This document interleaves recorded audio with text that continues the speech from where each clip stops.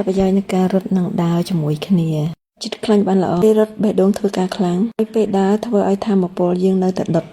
ល្អសម្រាប់អ្នកដែលគាត់អត់សូវមានកម្លាំងក្នុងការរត់រហូតអញ្ចឹងគាត់ធ្វើវិធីនេះល្អដល់បេះដូងខ្លាំងមិនសូវឲ្យគាត់អស់កម្លាំងផងពីសម្រាប់មនុស្សចាស់មិនសូវប៉ះពាល់ជង្គង់និងសន្លាក់ផ្សេងៗយើងដើរធ្វើឲ្យយើងសម្រាកខ្លះត្រូវការរត់រហូត3នាក់មិនសូវមានកម្លាំងក៏អាចធ្វើបានយូរដោយសារយើងរត់ផងយើងដើរផងបានយូរជាងរត់ទី4ជួយបេះដូងនិងសួតឲ្យរឹងមាំដូងយើងឡើងចុះតាមចង្វាក់នៃការរត់និងដើរជាមួយគ្នាអរខ្លាំងសម្រាប់ចង្វាក់បេះដូងជាការអាប់ដេតរបស់ដុកទ័រនៅប្រទេសជប៉ុនទី5ជួយសម្រកក្បាលពោះខាងក្រោមដែលមានខ្លាញ់ខ្លួនទាំងមូលផងដែរ6មិនសូវឲ្យអស់កម្លាំងខ្លាំងដែលយើងដើរបានស្ដារកម្លាំងឡើងវិញដូច្នេះស័ក្តិសមសម្រាប់អ្នកដែលគេមិនសូវលក់គ្រប់គ្រាន់តែងតែអស់កម្លាំងខ្ញុំជាដើមខ្ញុំគេងអត់សូវបានល្អទេប៉ុន្តែល្អសម្រាប់អ្នកចាប់ផ្ដើមហាត់កីឡាធ្វើឲ្យតានតឹងពេកតាំងតឹងពេកគាត់មានអារម្មណ៍ធូរស្រាលនៅពេលគាត់ដើរជាងរត់រហូតបន្តឲ្យគាត់ធ្វើអញ្ចឹងជារៀងរាល់ថ្ងៃបានដើរផងរត់ផងជួយបេះដូងកាត់ជាតិខ្លាញ់សួតរឹងមាំល្អឈឺសន្លាក់ដៃសន្លាក់ជើងសូវអស់កម្លាំងសម្រាប់មនុស្សចាស់និងអ្នកដែលមិនសូវមានកម្លាំងធ្វើរាល់ថ្ងៃបានមួយថ្ងៃ1ម៉ោងល្អហើយ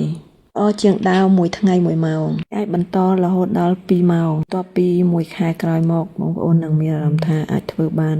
1ម៉ោងកន្លះទៅ2ម៉ោងបានឥឡូវមកដល់ផ្ទះខ្ញុំវិញហើយក្តៅណាស់នៅស្រុកនេះក្តៅជាងខ្មែរទៀតឥឡូវ